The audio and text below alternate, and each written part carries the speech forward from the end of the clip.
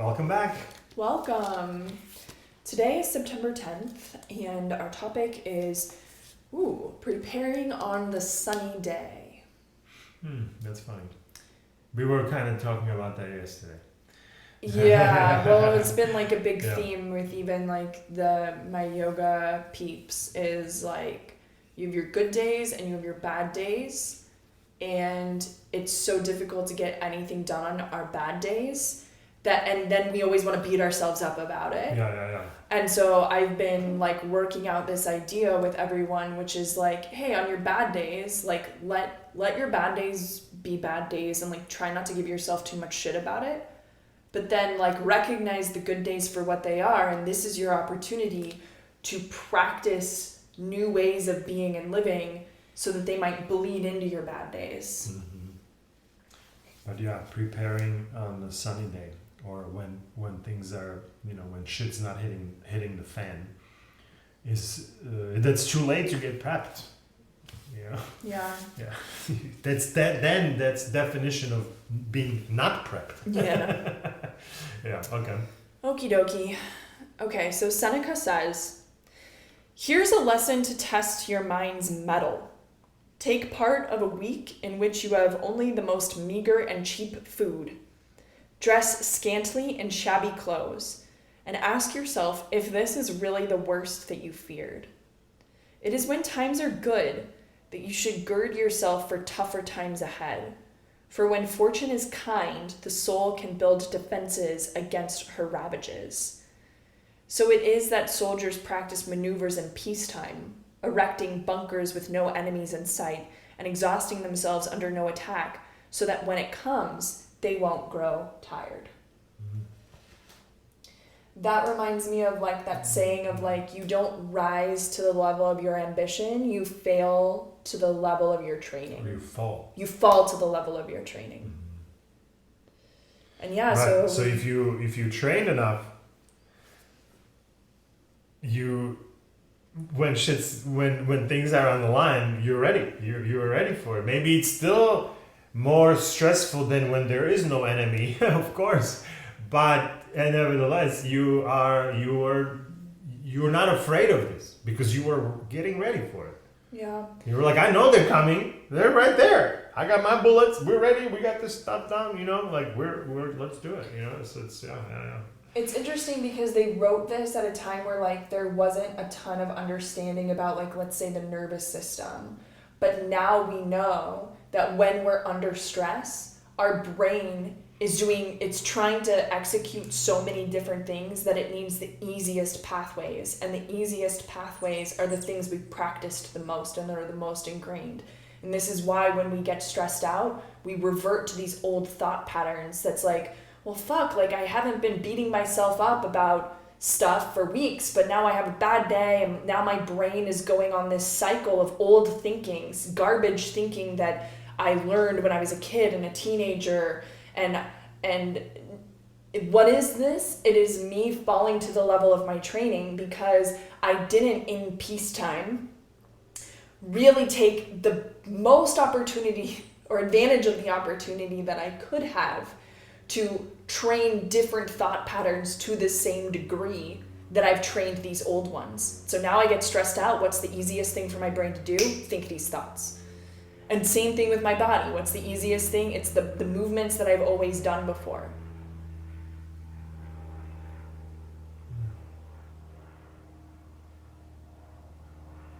Yeah. Yeah. And if you've always done those moves, then you're just dancing with the devil. When it's ready. It doesn't guarantee a win or anything like that, but it definitely doesn't have this desperation of this desperate fear, right? You mean like, if you've practiced? If you've practiced, you might be still afraid. Like, oh, it's coming. I feel like now it's on. It's on. This is no longer practice. This is the thing that we've been practicing for, right? But like, there is no this desperate fear of like, oh my god, I haven't practiced. This is gonna be a disaster. Like, if you're going into this with that fear, well, that means you didn't prepare. Therefore, you are probably gonna get annihilated. You know what I mean? Yeah. Whatever you're facing. Yeah. Yeah, the prep work. Now, sometimes it's hard to know what to prep for, right? That's another conversation too. Like, am I preparing for the right things? Am I, these guys are building trenches, but the trenches are gonna be no good for you if they have drones flying over them, right? Like, they're gonna bomb your trenches from the top, and your trenches are useless, and you worked so hard on preparing them, right? So it's like,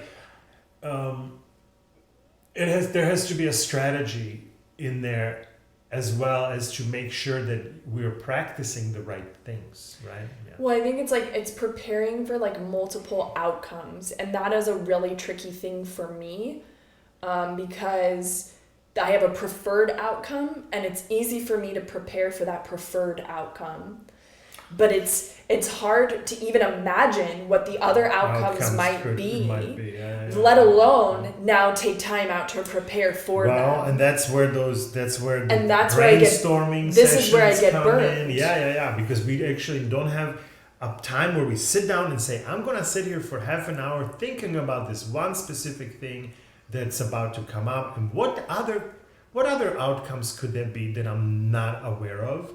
Asking myself this question. We very rarely people do this to themselves.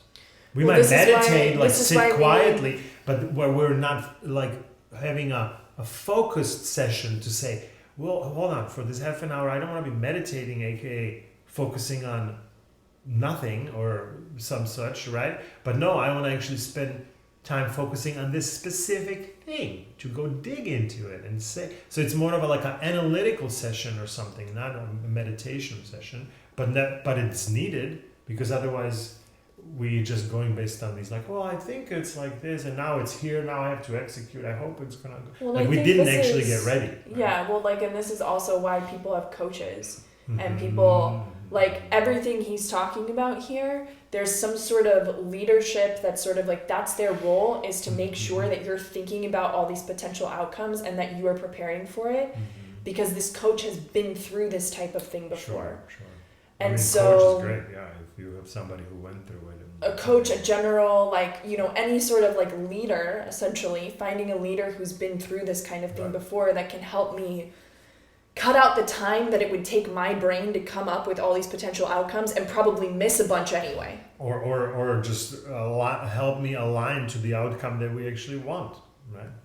Instead of these other 30 wishful outcomes that we don't want. Because a lot of times preparation is okay, well, I can imagine a preferred outcome, and maybe I can also imagine 3 unpreferred outcomes. But now, what does the training actually look like that helps me get that and avoid this? A lot of times without that expert help can be just trial and error, and just well, I hope that I'm training for the right thing, and I guess I will find out under the pressure of the situation whether I prepared for the right thing or not. Which is always the case, even with a coach, it's still like that, because even a coach can't anticipate everything. But when you're doing it on your own, you run the risk of it just taking more time, because you can't imagine the outcome, and then you can't imagine the strategy. You don't have a North Star that tells you that I've been through this mud before, Then you're... or if you have a coach that hasn't been through it, then it's blind leading blind, right? No, you want somebody who went through this already 3 times. Now help me, right?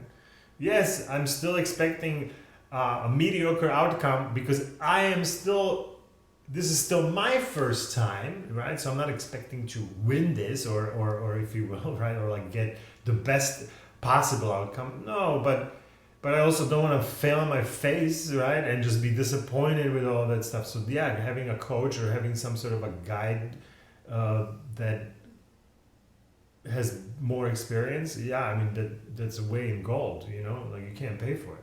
Ultimately, right? You might read a book that the coach wrote, but the book is not exactly aligning with what you need to do. That's why the person being there in that specific situation and them brainstorming about it is 100% the best help one can get. Yeah, because the book doesn't know your context, but the book coach is just does. Speaking generally, yeah. And it's your job to say, how do I apply this to my context? versus like I could hire a coach who that would be their job is to say, what's your context? Okay, here's for now, you. how do you find a coach, that kind of coach for that specific? That I don't even know. I mean, it's a big world out there, and there's a lot of noise. So it's a big world. There's a lot of noise, and we're really disconnected from each other. Yeah. So while connected through Facebooks and all these through these phones, through these stupid phones, we're so connected. We are completely siloed from each other. It's just like completely ridiculousness. So much for connectivity. Awesome. Yeah, we'll connect you. One to many, but many to one? No. We don't do that. Yeah, fun. Okay, let's do it. Ryan says, what if you spent one day a month experiencing the effects of poverty, hunger, complete isolation, or any other thing you might fear? After the initial culture shock, it would start to feel normal and no longer quite so scary. There are plenty of misfortunes one can practice, plenty of problems one can solve in advance. Pretend your hot water has been turned off. Pretend your wallet has been stolen. Pretend your cushy mattress was far away and that you have to sleep on the floor, or that your car was repossessed and you have to walk everywhere. Pretend you lost your job and need to find a new one. Again, don't just think about these things, but live them, and do it now while things are good. As Seneca reminds us, it is precisely in times of immunity from care that the soul should toughen itself beforehand for occasions of greater stress. If you would not have a man flinch when the crisis comes, train him before it comes.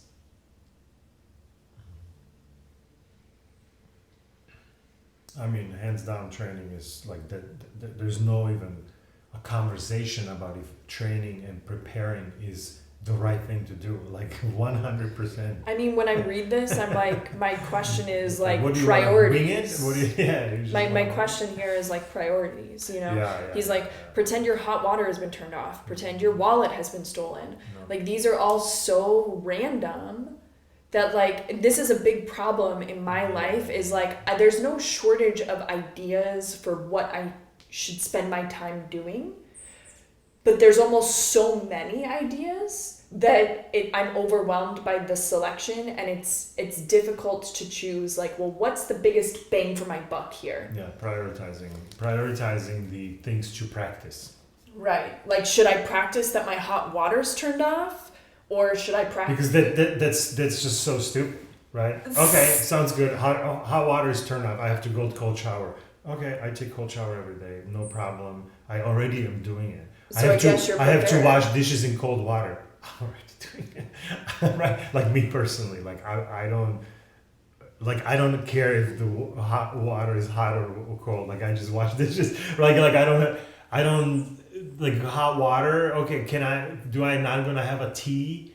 Well, but guess what? Okay, I'm gonna set up a stove outside and I'm gonna cook myself. So that's my practicing for a hot water heater is busted. I don't have a hot water. Well, but I have a gas tank over there that I can put up and heat my water. So that's practicing for a situation. Oh, what if you don't have that? Well, then I guess I'm not doing it, you know. So like it's, you know, so I get or like oh, hey honey, let's pretend our car is broken. Well, we're 10 miles away from anywhere, like literally 10 miles from the first Starbucks store, bus station. So are you seriously asking me that I should just walk to town 10 miles there and 10 miles? So you're asking me to walk a marathon to pretend that my car is broken? Or maybe it's more so like, why would I just not call Uber or something? Or take a bicycle. But maybe it's more like, hey, like let me just make sure that I'm able to walk those 10 miles. Yes. Well, then great. We're already doing that. We're walking 3 times a week, 5-6 miles every single time. No problem. Yeah. Like so these are not really. These examples are not like the best example. I know what he's saying. He cannot come up with every example for every person and scenario. I get it. But we are more interested in practicing something that is like how do I not fail when there is an opportunity to go play music with somebody, right? Well, you practice your instrument. Okay, I'm already doing it. Okay, so it's like right, like how do I come up with these things that I need to get prepared for something that I have no idea what's coming, right? Like soldiers are preparing for war because they're preparing for attack. They're gonna come and attack. Okay, we need to be ready, but I don't know what's coming, right? Like I mean, it's life is like more immediate. It's like, hey, I have a work day tomorrow, so like, how can I prepare for that and be realistic about it ahead of time? That I'm not expecting that work day to just be easy peasy lemon squeezy, but I actually expect that work day will challenge me in ways that are surprising and that I haven't necessarily been challenged before. Sure. And so, how am I going to what does the preparation look like for that? Yeah. What is the things that are like just more mental, I guess that's just like that to me, that there's no like I have to go do something. No. It's just like I have to say something to myself. Like, hey, I might run into some idiots tomorrow. Be ready to deal with people who are kind of their logic is failing and they're still sticking to it. Okay, I got it. There are gonna be some people there that they're not making sense, and I'm gonna have to dig into it to figure out what are they actually talking about. And okay, I might have to go through this. And normally when I do that, I might be a little frustrated. So don't be frustrated when you run into those. Or like people. how. Okay, so this is like a mental prep. More like I say to myself, like, hey, I'm going to work. Hey, there might be some people in the traffic here who's gonna be cutting you off. They're not gonna want to turn when they're supposed to, or they're gonna be doing something. Okay. Let's not honk at anybody. Let's get ready. Let's prepare. Okay.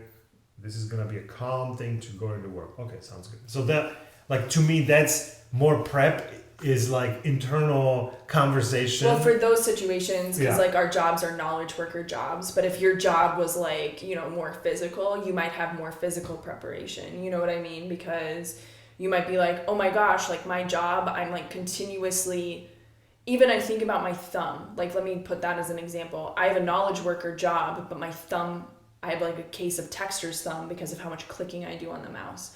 So now how do I prepare my body? It's like a weird thing because it's like I have to do different things with my entire body, not at work, during other times, so that when I go to work, that texter's thumb isn't bothering me so much. And so like that then changes what I do when I get on a yoga mat or like my morning exercise or something like that. So like there's different, like sometimes it's a mental preparation, but sometimes it's also physical, depending on what situation it is. I mean, point taken. I think I'm just like getting into the weeds of his example. Like I get what he's talking about, and my question is just like a matter of priority because I can't prepare for every single eventuality. Right. Well, that's the thing. Like we have to be preparing for the things that we're expecting. You can't be preparing for every scenario.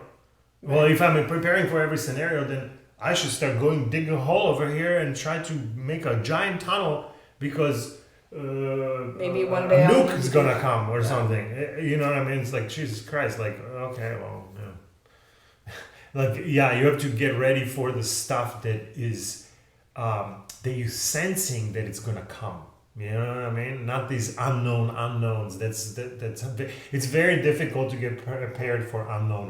Well, that's why in project management, it's totally good to get prepared for known unknown. That's why in project management, like there's never a point at which there is no unknown. Like the unknown is a constant variable. Yeah. That's always in there, but nobody can get prepared for it. And everybody accepts that. Like everybody's like, yeah, there are unknowns on this that we will run into. It will not go according to plan in ways that nobody can anticipate.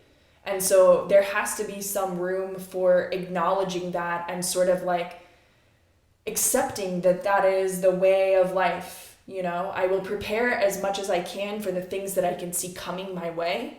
And then I also need to accept that there will be things that come my way that I'm not able to anticipate or prepare for. And I hope that I've cross-trained enough in my other preparations that I show up to that unknown with some sort of savviness, but I also accept if I fall flat on my face. Okay.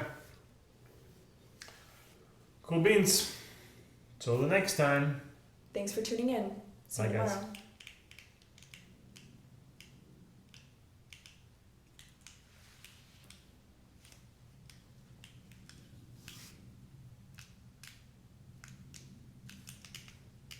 Our clicker is not working.